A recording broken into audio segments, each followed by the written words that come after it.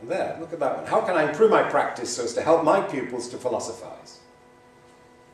So you'll see, as I said, you're simply not alone in having the courage to put your own eye within your inquiry title, to actually communicate that it is your living theory based on your values, and each person here has a unique constellation of values, so that you can bring these into the academy, not subsuming your own embodied knowledge with anybody else's theory. You know, so I'm hoping in this keynote that you really are feeling that your own eye is vitally important. The embodied knowledge that you have brought into this conference and expressed is what I'm saying we need to focus on in making public to transform what counts as educational knowledge around the world. But nobody in their presentations were videotaping. There was one, I think, with Linda's. Somebody had a phone, and I think they were filming as you were dancing. So I'm just hoping that we've got that episode, because I think it will give so much in terms of the life and vitality of the expression of the values that we can then make public. So I'm really hoping. Who video? Did anybody video Linda? Because you did. That's really great. Yeah.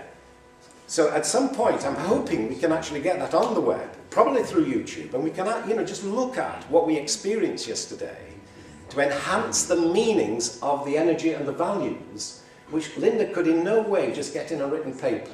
She had to enact it. We had to feel and see the expression of that energy with values. And what I'm hoping that, even as I'm saying what I'm saying now, I'm actually reliving that experience. I can actually feel and see it. And I'm hoping the video is picking that expression of that energy up with me, so I can actually say, look, this is the quality of energy and value that I think we bring into our educational practice. But we need to find a way of making it public. Now, let me just pause there, because I just want to ask whether I'm actually, if you like, making sense about what I'm actually saying here, about your own eye and this idea of the transformation in terms of this embodied value and energy of yours through multimedia. Because I do want to just pause, because I don't want just to talk at you for the 45 minutes. So just let me pause and just say, has anything been evoked in what I'm saying, or do you want to actually just question anything, or even something that came up yesterday? You're thinking, yes, I hope Jack really relates to this, because I'd like to go and leave the conference feeling that this kind of question has been answered. So I do just want to pause there. Yes? I'm not an actual researcher, but I think we tend to avoid using I's and we's and my's in traditional research, and it's quite an awakening call to me, because I dull the I and the me and the me in my writing and in my research as well. So, yeah. Just a comment. Yeah. And it was so powerfully influenced by my first degree in science. I was taught in my first degree to remove the I from every one of my accounts. So it took me 2 to 3 years to have the confidence to say, actually, it's that kind of physical science or the agricultural botany paradigm that is mistaken. And yet, Deirdre, where's Deirdre? Deirdre. I was just talking with Deirdre about why the I, in terms of the title, had seemed to me to have got transformed into teacher or teachers. And I think, Deirdre, you said, didn't you, that you'd been under some pressure to remove the I. Ethical clearance made me remove the we from my question. Okay. And in replacing it, I found it didn't actually embody what I wanted to do. But I replaced it with teachers of technology education and consumer studies. But that isn't it, as Jack pointed out. But the we is what the participatory action. I'm doing it with my students. The whole argument that I've done in my thesis is that I or teachers cannot do this. It's impossible. There are barriers stopping us from influencing teenage food choices. So therefore, it can't be me, and it can only be me. We can only do it together. So the we has to be actually there. So I'm going to resubmit to the ethics committee a motivation why I think the we must go back before I actually write up my thesis.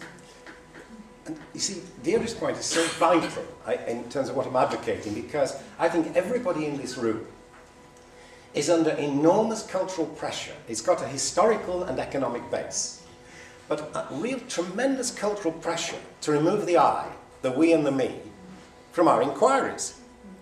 Now, in 91 I was being paid, the University of Bath was being paid by Kingston University for me to act as a consultant to develop action research. But the ethics committee and the research committee at Kingston were made up solely of engineers and scientists. So one of my students, who was a head teacher, put in hers, how do I improve my practice as a head teacher? A letter came back requiring the personal pronoun I to be removed from the inquiry before the committee would permit it to go forward. Now, can you see how nonsensical that is? An action research inquiry involving how do I improve what I'm doing, how do we improve what I'm doing, and the committee say, take your eye out of it. Now, we made that committee look foolish, okay? Now, they had to rescind it, and the teacher was allowed to conduct the inquiry. But you're going to be faced with, I think, a lot of that kind of pressure. Now, look at the World Congress titles. Here they are. Now, I'll just quickly go through these, and you'll see these are all in the address I put on the web. Okay, interrogating privileged subjectivities, tensions and dilemmas in writing reflective personal accounts of privilege, empowering teachers to curriculum change, an action research approach. Yeah, now I can go through every one of these. You see, involving young people as partners in research. So every one of those, not one of them has got the I, the we, or the me in. Now, I don't believe that's a coincidence. That when I saw Mikhail's presentation, I looked very carefully at his title and his abstract. Now, actually, Mikhail, have you got your programs here? Could you just turn just to Mikhail? It's on page 12. And I've done a couple of these in my keynote, so you can just see how I've responded to your titles and then your abstracts. Now, how Mikhail has actually given his title is Reflections Along the Way, Learning Life Skills and Photojournalism on the Streets of Durban. So this is page 12. Are you all okay with this? Now, if you just go down to the second paragraph, Mikhail, this is the claim. In this paper, I will show how action research in the photojournalism course at Durban University of Technology contributes to the living, have you got this? Yeah? Experience of first-year students so they will grow equipped for success in the highly specialised field of photojournalism.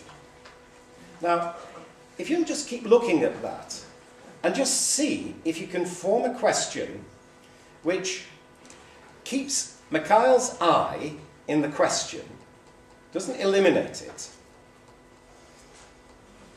Okay? Now, what I came up with last night as I was reflecting on this, and I've done this also for Linda and Tabika, because I think your own eyes are vital in terms of your communication. Now, you'll see that in the title, Reflections Along the Way, Learning Life Skills, Mikhail's eye at the moment isn't there.